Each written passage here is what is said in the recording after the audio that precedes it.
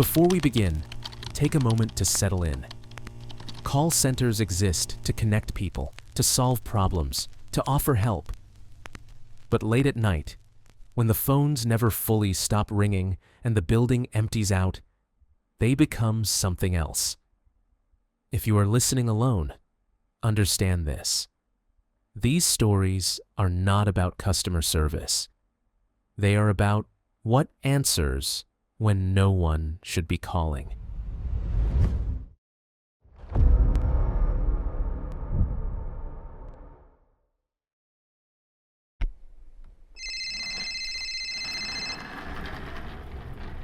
In February of 2021, I worked overnight tech support at a regional call center outside Phoenix.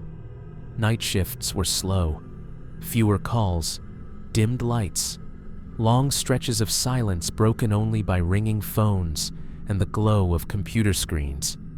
It was easy money if you could stay awake.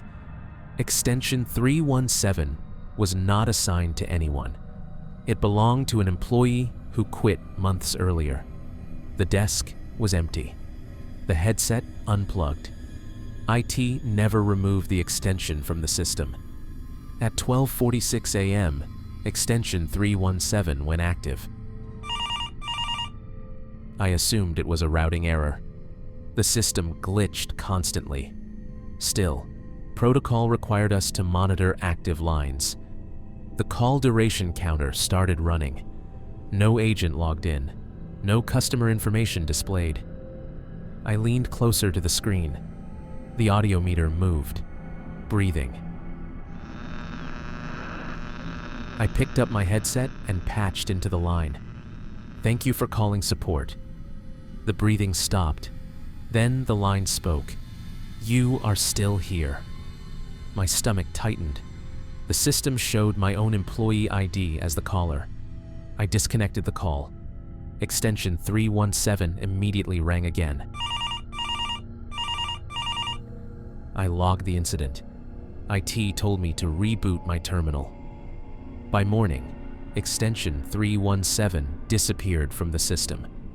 But every few weeks, another overnight agent quits after reporting calls that display their own name as the caller. They all describe the same thing: lines that never disconnect. That pattern did not stop with extension 317. I started noticing abandoned desks lighting up on the system during graveyard shifts, extensions tied to former employees, terminated accounts, people who had moved, retired, or died, all showing the same status: available.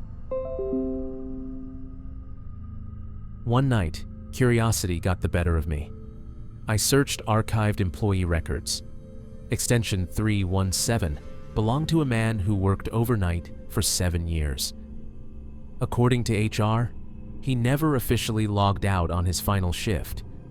The building security report listed him as leaving at 1:03 a.m.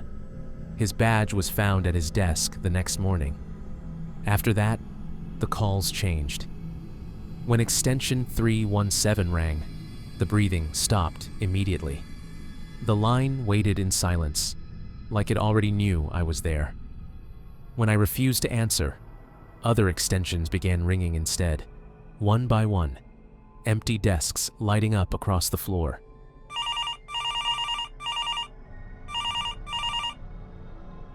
The system logs began updating on their own. Status changes, call durations, notes entered under my name that I did not write. Each entry ended with the same phrase: agent still available. One morning, I found a printed call transcript waiting on my desk. No timestamp, no caller number, just a block of text showing a conversation between extension 317 and me. The final line was marked resolved, even though I never answered the call. The last incident happened near the end of my final shift. Extension 317 activated without ringing. The line opened automatically. I heard typing, slow, deliberate. Then my own voice spoke through the headset, reading my employee number out loud. When it finished, the system updated my status to on call. I quit the next morning. IT said my account was deactivated. My badge stopped working. My access was revoked. But sometimes, late at night, my phone buzzes once and stops. No missed call, no voicemail. Just the feeling that somewhere, an extension is still active, waiting for me to log back in.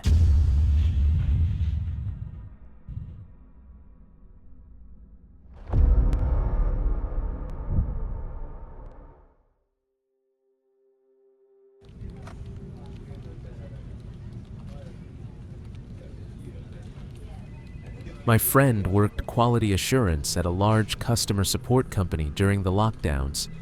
She handled night audits, reviewing recorded calls after hours.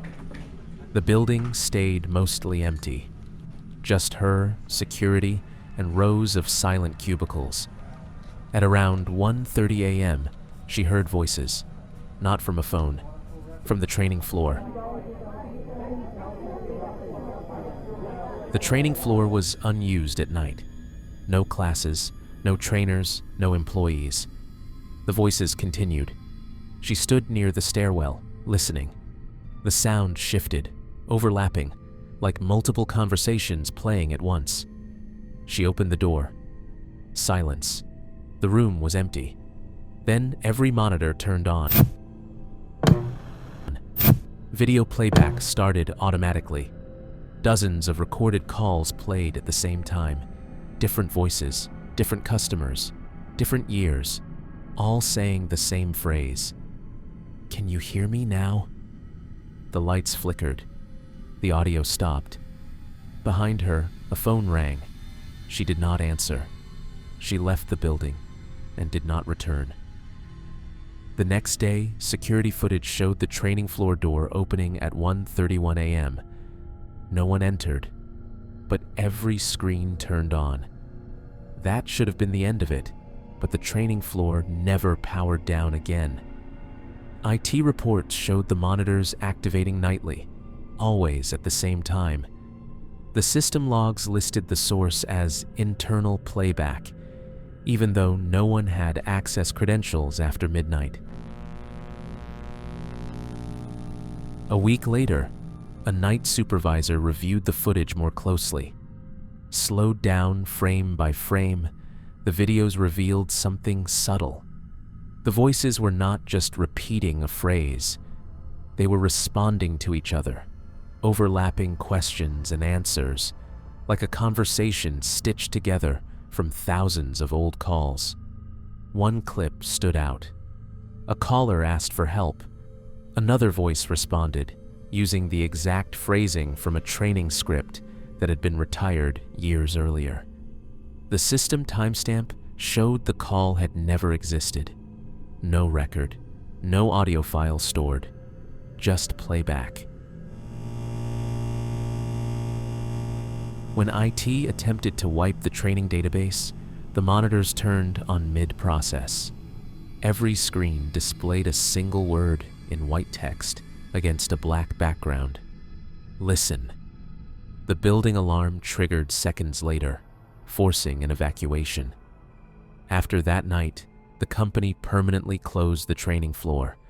Doors locked, power disconnected, cameras disabled. But employees working late still hear voices drifting up the stairwell, practicing greetings, repeating scripts, asking if anyone is still on the line. And sometimes, when the building is completely empty, the monitors flicker on just long enough to ask one question. "Can you hear us now?" The weeks that followed brought new reports. Badge readers near the training floor flashed green without unlocking. Elevator panels skipped that level entirely, jumping from 3 to 5 as if the floor no longer existed. Employees began avoiding the stairwell, claiming the voices sounded closer there, more focused, like they were waiting for a response. Late one night, a security guard radioed that the training floor lights were on again. When he reached the door, his radio filled with overlapping greetings spoken in perfect unison. He backed away, and the lights shut off immediately, as if whatever was listening had decided it was done practicing. An internal memo circulated advising staff not to acknowledge audio coming from closed areas. No one admitted why the notice was needed. No one signed their name to it.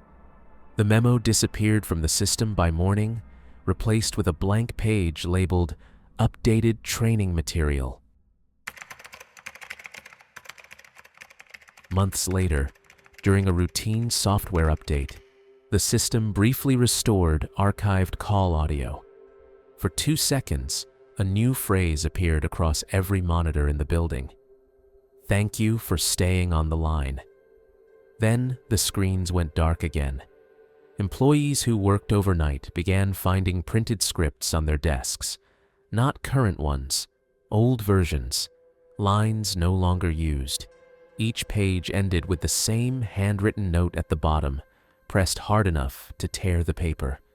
"Please respond." The company eventually moved offices, new building, new systems, new training protocols. But sometimes, during late audits, employees still hear voices coming from empty rooms, rehearsing calls that were never meant to be answered.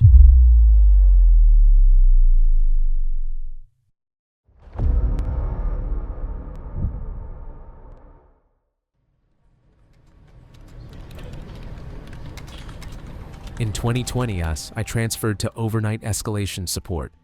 My job was to handle calls no one else could resolve. The hours were brutal. The calls were worse. At 2:11 a.m., a call came in with no routing data. I answered. Silence. Then I heard myself speaking. Same voice, same pacing, same slight pause between words. It was a recording of a call I had taken weeks earlier. Only the words were different. "I need help," my voice said. The call ended. Immediately, my phone rang again, then another. Every phone on the floor began ringing at once. The call display showed my name on every line. From every headset, whispers layered together. "Answer, answer, answer." My supervisor ran in as the lights flickered. All screens went black. The system rebooted. Logs wiped clean.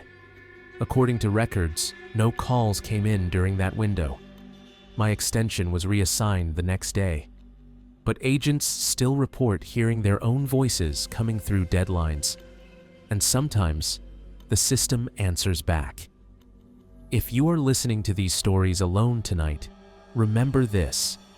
Call centers never truly close. If a line rings with no caller, if a room fills with voices from empty desks, if you hear yourself asking for help, do not answer. That warning came too late for many of us. In the weeks after my last shift, strange things followed me home. My phone lit up with missed calls that vanished instantly. Voicemails arrived with no audio, only timestamps matching my old shift hours. Online forums were filled with similar call center horror stories, night shift encounters, and unexplained phone system behavior. One night, I checked my old employee portal out of curiosity. My account was still listed as active. Status showed available. I had not worked there in months. The system even showed my last action time, updating itself every night at 2:11 a.m. A former coworker messaged me asking why I had called him at 2:11 a.m. I had not. He said the call lasted 30 seconds. All he heard was breathing, followed by my voice repeating his name slowly, like it was being read from a screen. A week later, my phone rang at exactly 2:11 a.m. No caller ID, no voicemail icon when I ignored it. When I checked my call log, the entry was already gone. but my phone battery dropped from full to empty in seconds.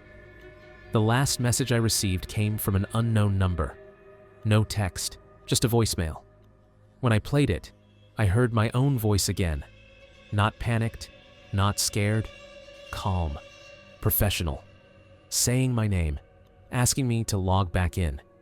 Because some systems do not forget employees. They do not forget voices. And once you answer, the line stays open.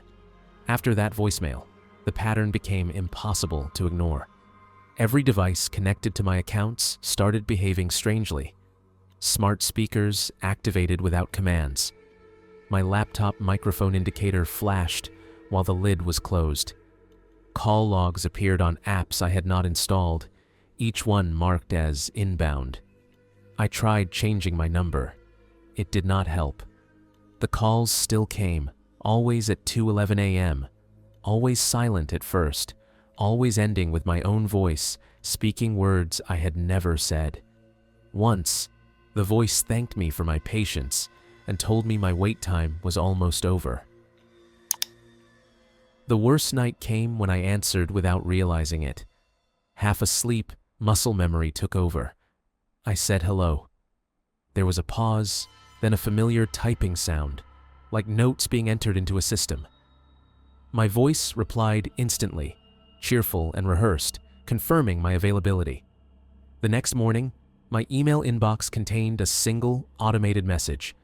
No sender, no logo, just one line of text. Your shift has resumed.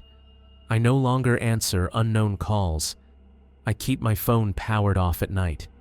Still, sometimes I wake up with my voice hoarse, like I have been speaking for hours. And when I check the time, it is always the same. 2:11 a.m.